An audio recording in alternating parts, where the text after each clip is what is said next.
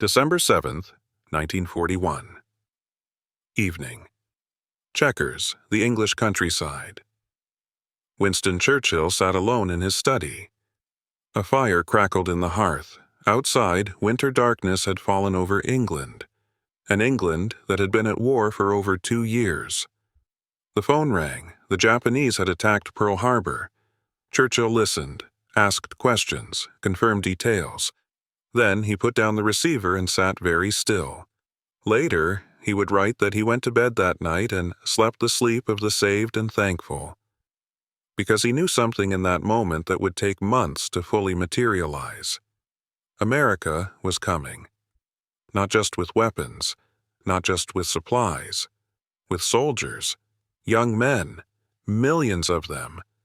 And when they finally arrived, when Churchill stood on a London street months later and watched them march past in their crisp uniforms, boots striking pavement in rhythm, he would say something that captured 2 years of standing alone, 2 years of defiance, 2 years of carrying a weight no man should carry by himself. Here's the question I can't stop thinking about. What does it feel like to realize you're no longer alone? After believing for so long that you might lose everything, what does hope look like when it finally arrives? Let me know in the comments. Because this isn't just a story about strategy or alliances, it's about the moment when hope became real. The man who refused to surrender. To understand what Churchill felt watching those American troops, you have to understand what the previous 2 years had cost him. May 1940. Churchill became Prime Minister just as Nazi Germany launched its invasion of France and the Low Countries. Within 6 weeks, France had fallen. The British Expeditionary Force had barely escaped from Dunkirk. Britain stood alone in Western Europe. The Soviet Union, still bound by a non-aggression pact with Hitler. The United States, neutral. Sympathetic, perhaps, but neutral. Churchill stood before Parliament and gave one of history's most famous speeches. "We shall fight on the beaches. We shall fight on the landing grounds. We shall fight in the fields and in the streets.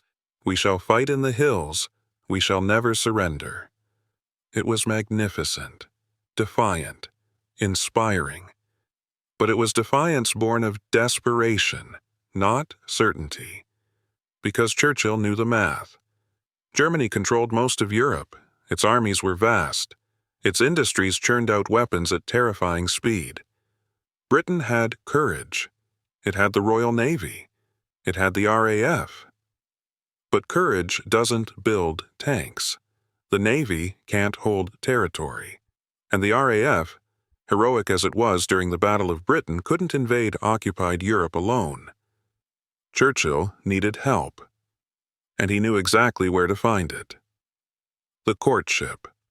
From the moment he became Prime Minister, even before, as First Lord of the Admiralty, Churchill had been writing to President Franklin Roosevelt. Over 1,700 messages during the war years. He signed them former naval person.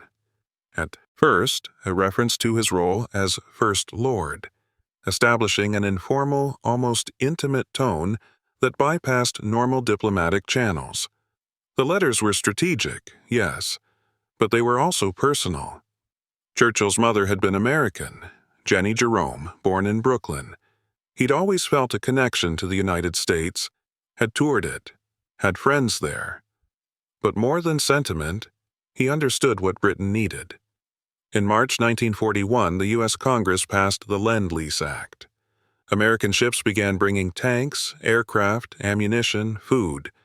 It was a lifeline. But ships weren't soldiers. Supplies couldn't storm beaches.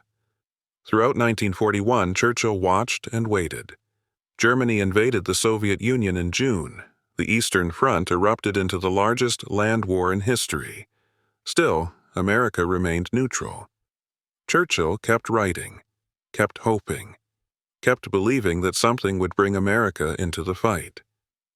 Then came December 7th, 1941. Pearl Harbor, the answer to 2 years of prayers. The Japanese attack on Pearl Harbor achieved what all of Churchill's eloquence could not. December 8th. The United States declared war on Japan.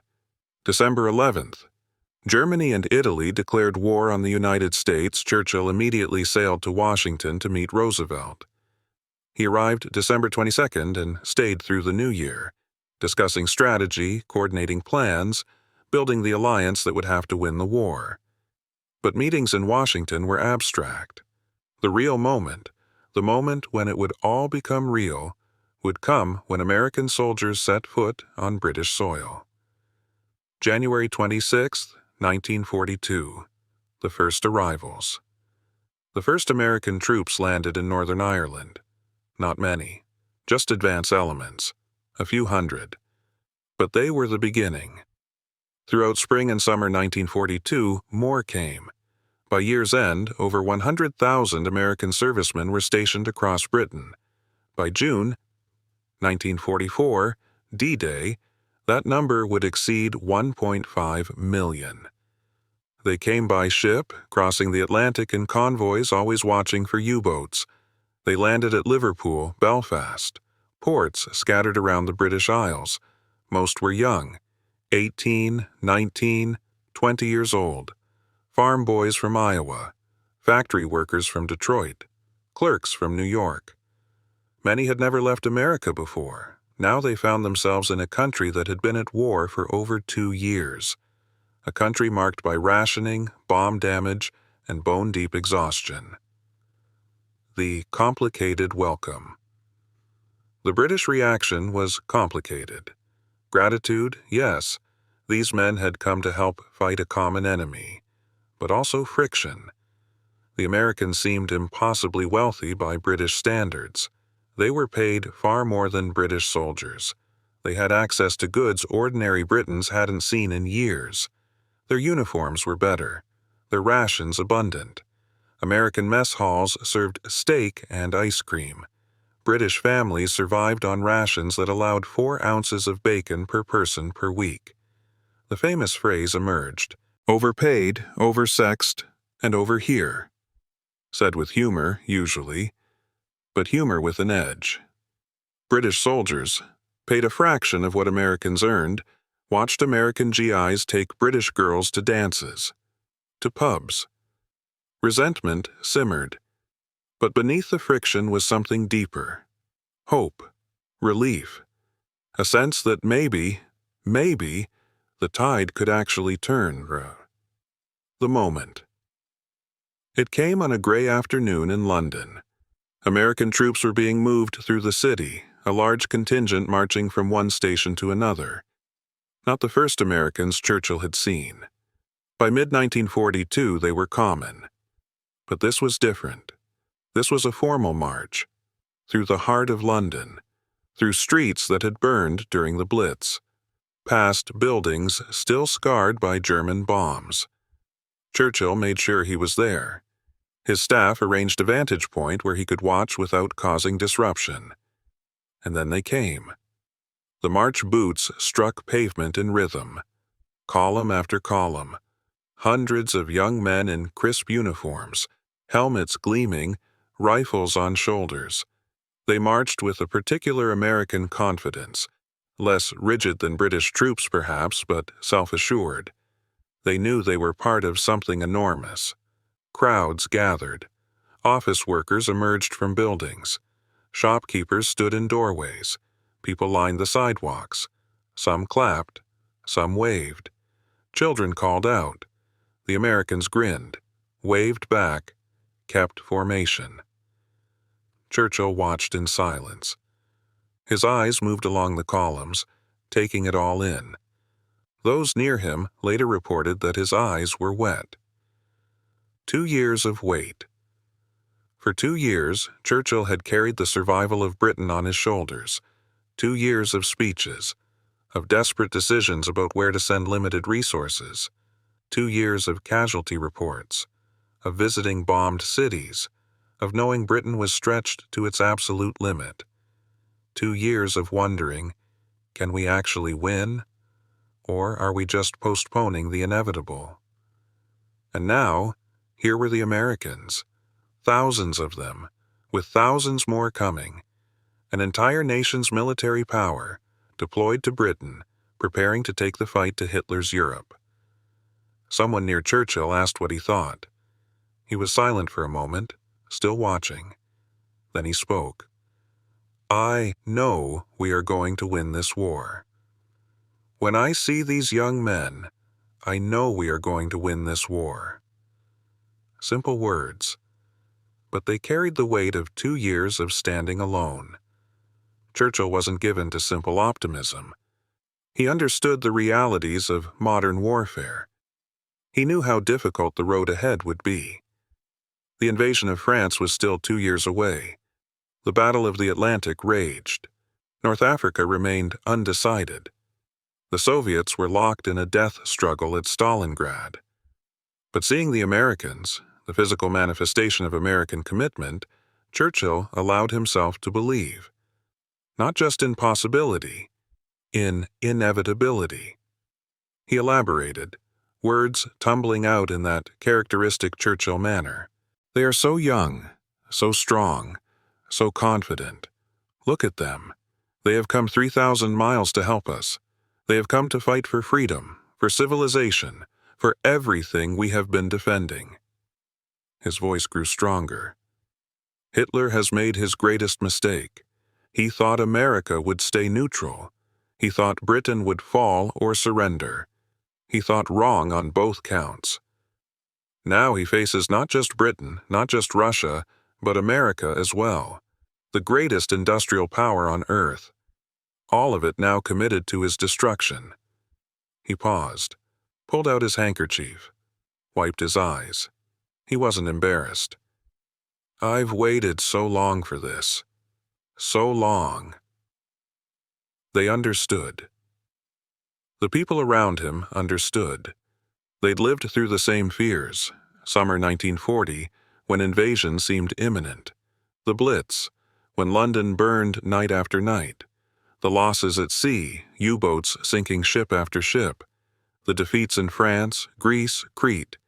The desperate question that hung over everything. How long can we hold out? The Americans were the answer, not just military power, though that was crucial. They represented vindication.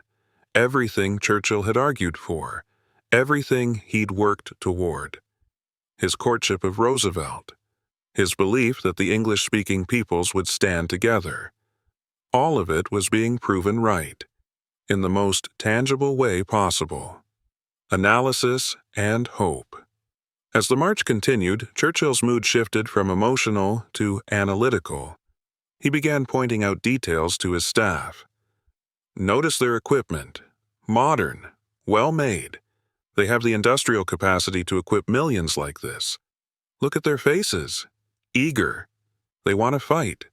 That eagerness will cost some of them their lives, but it will also carry them through things that tired men cannot do." He was already planning. "We must train them properly. They are brave but inexperienced. We have been fighting for 2 years. We know things they do not. We must teach them, and we must learn from them as well." Someone mentioned the friction. British complaints about American pay, American abundance. Churchill waved it away. "Of course there is friction. Put any 2 groups of young men together and there will be friction. But they are on our side. That is what matters. They are here. They are real. And they are going to help us win." Over an hour.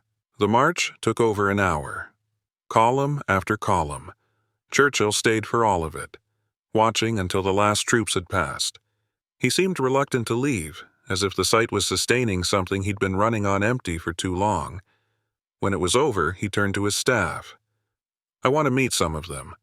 Arrange for me to visit an American base. I want to talk to these young men. I want to thank them personally." The visits over the following months, Churchill made a point of visiting American units. He would arrive unannounced sometimes, or with minimal warning, wanting to see troops as they actually were, not dressed up for inspection. He'd walk through camps, talk to small groups, ask where they were from, what they thought of Britain. The soldiers were often startled to find the British Prime Minister suddenly among them. Churchill was instantly recognizable. The round figure, the bulldog face, the ever-present cigar. He'd shake hands, make jokes, ask questions. He wanted them to know they were appreciated. At one camp, he found soldiers from Texas. "Texas! I have been to Texas. Wonderful state, vast and full of energy. You Texans are known for your fighting spirit. We shall need that spirit in the days ahead." The soldiers grinned. At another base, he met troops who'd just arrived. "You have come a long way. You have left your homes, your families, everything familiar. You have come to a country that is tired and worn. But I tell you this, your arrival has lifted our spirits more than you can possibly know. When we see you, we see hope. We see strength. We see victory." He meant every word. Strategic reality. This wasn't just symbolism. The Americans represented real military power, real divisions, real air squadrons, real ships.